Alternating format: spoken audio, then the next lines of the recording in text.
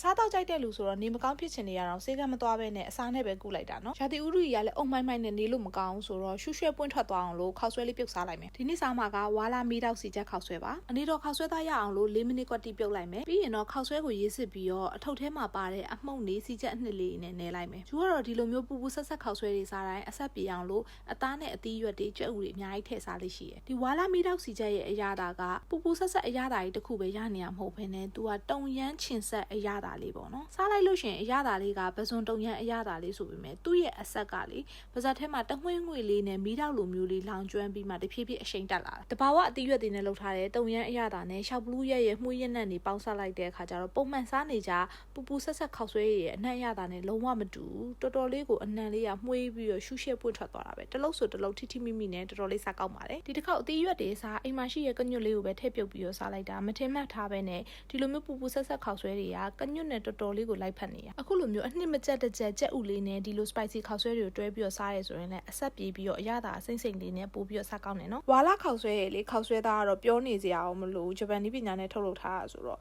နူးနူးညံ့ညံ့လေးနဲ့တော်တော်လေးကိုစားလို့ကောင်းတယ်ဂျူကအဆက်ကြောက်တဲ့သူဆိုတော့ဒီခောက်ဆွဲကဂျူတော်တော်လေးဆက်တယ်လို့ပြောလို့ရတယ်ဒါပေမဲ့လူသားတွေဆိုတာကမီးမန်းတိလဲဇွတ်တိုးဝင်ကျင်ကြတာဆိုတော့ဂျူကလည်းအခုမီးတောက်ခောက်ဆွဲကိုရက်တက်လို့မရဘဲနဲ့ဆက်စားနေမိပါတယ်ဒီဝါလာမီးတောက်စီချက်ခောက်ဆွဲရလေပုံမှန်ခောက်ဆွဲတို့တွေနဲ့မတူသူက big size ဆိုတော့ portion ကကြီးပြီးတော့ပိုပြီးများပါတယ်ဆက်နဲ့ပဲခောက်ဆွဲလေးကိုစားလိုက်အေးလေးတောက်လိုက်နဲ့ခောက်ဆွဲနှစ်ထုပ်လုံးကိုအကုန်ပြောင်းစားပစ်လိုက်နိုင်ပါတယ်လူကလည်းရှူးရှဲပွင့်ထွက်ပြီးတော့တော်တော်လေးကိုလန်းဆန်းပြီးတော့နေလို့ကောင်းသွားပါပြီကြည့်နေတဲ့သူတွေလည်းပူပူဆက်ဆက်ခောက်ဆွဲတွေကိုဘယ်လိုအချိန်မှစားပစ်လဲဆိုတာလေးကိုပြောခဲ့ပြအောင်နော်အားလုံးပဲတက်တာ